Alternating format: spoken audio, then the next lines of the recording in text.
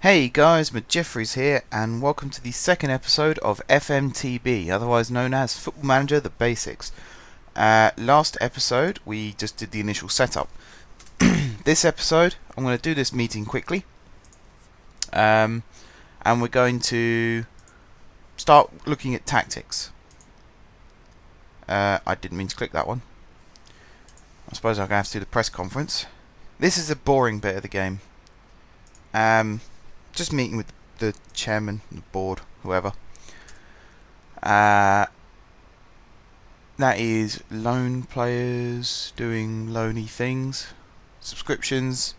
The things, mainly when you're in this division, you don't need to know things like the World Cup and the Golden Ball, because you're not going to be signing players from any of those awards. So we remove all of these like that. We confirm that. League 2, all of these are very important. Cups, the European Championship, we don't really need to know that. Johnson's Paint Trophy, FA Cup, Capital One Cup. Don't want to know the World Cup either. Nations, we got one, which is England. Shortlists, that's the default one, so that's fine. And that's our background. Right. Tactics. This is Fleetwood's default tactic. You can see it's 4-5-1 with a deep lying midfielder. This is all very nice. However, it's not the style that I like to play. So we're going to go into the tactic creator. Our formation, if anyone's watched my You Don't Win Anything with Kids series, this was our default formation. This is the one I'm going to have as our formation number 1. It's 4-5-1, although I call it a 4-2-3-1 because of how you got the banks of players set up. I go for very fluid. So attackers must be able to defend and defenders must be able to attack. And that basically, I like the philosophy of defend from the front. So as soon as your striker loses the ball, he tries to win it back. And then your two wingers can also act as fullbacks if necessary. And it increases the defensive nature of the team. Likewise, your wingbacks can also become wingers, and that increases the attackness of your team, if that's a word. Counter is my currently used one. Control was my formerly used one. This is where you're always wary of your opponent's counter-attacking threat. However, it's where you get possession of the ball and you just try and keep the ball for as long as possible, and you look for little options to attack the defence and try and work an opening. So it says there that your fullbacks and your wingers will only break ahead of the forwards if it's during a risk-free situation. Apart from that, they'll sit back and help the midfield maintain possession. So that sounds like the one that I'd like to use here. We're going to go for the sweeper keeper. You'll see why in a minute. For those of you who've been watching Germany in the World Cup, or for those of you who are aware of Manuel Neuer playing for Bayern Munich, that is the perfect definition of a sweeper keeper. And it's a goalkeeper who just isn't afraid to come out off his line and out of his box in order to help his defence clear up mistakes. That is exactly what I'd like to have in my team. So we're going to have the sweeper keeper, and we're going to have complete wing-backs. So wing-backs who can also attack as well as defend. Central midfielders, we're going to have a deep-lying playmaker, which is not that one. He is the box-to-box midfielder, and we have a deep-lying playmaker. Our attacking midfielder is an en gauche. He likes to stick behind the striker, and he's a playmaker who sticks to his position and becomes a pivot to his team. The two wingers are obviously going to be wingers, obviously. And then our striker is going to be a target man. And I'll show you the logic behind this in a second.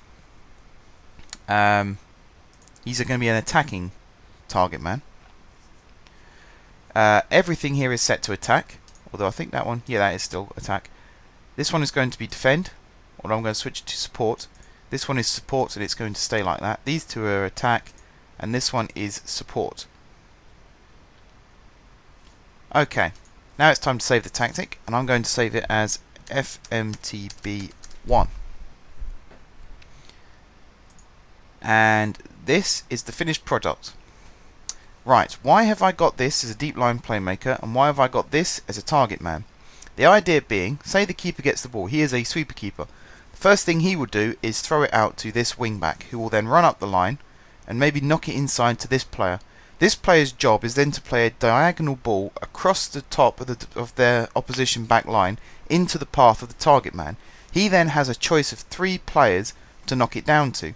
Most likely it will be either this winger or the en gauche, or who I'm just now going to call the cam because I think I'm saying en gauche wrong. The cam's job then, he can then either knock it out to the winger here or knock it out to the winger here. Either of these wingers can then swing a ball into the box where the target man will be waiting and the cam will have made a supporting run.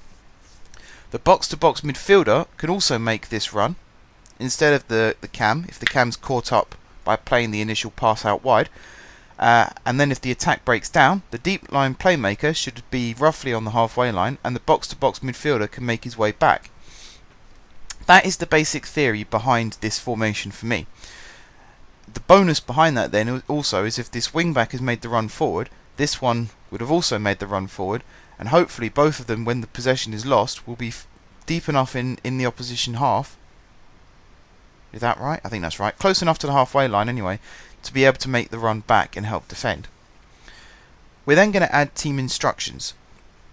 So we don't go route 1. We can possibly go for more direct passing, however retain possession is the one that I'm looking at the most. Pass into space is a very good option. Work ball into the box, play out of defence.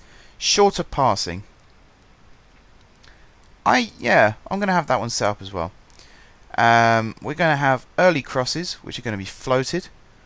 Run at defence, because we're not scared to attack them. Exploit the flanks. Now that one is crucial, because a lot of teams these days play very, very narrow and look to sort of condense the middle of the football pitch.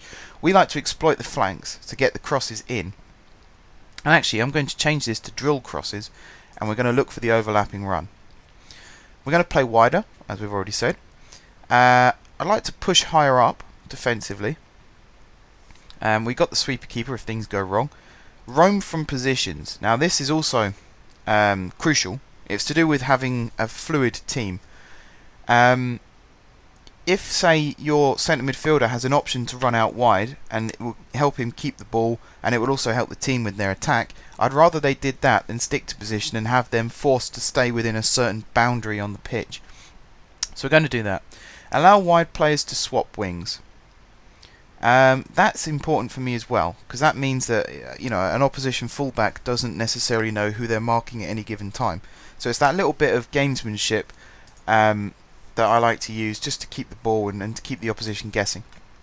I've chosen hassle opponents as well, and we're also going to have get stuck in, tighter marking. We're not going to have the offside trap with the higher line, not yet. That might come in later. We're going to have a higher tempo and we're going to be more expressive. And that is that. That is the first tactic that we have in this team. And that is also the end of this episode. When we come back in the next episode, I will set up the second tactic for this team. So until then, guys, thank you very much for watching. If you haven't subscribed to my channel, be sure to click the subscribe button. If you have already subscribed to my channel, thank you guys for your continued support. And until next time, I will see you soon.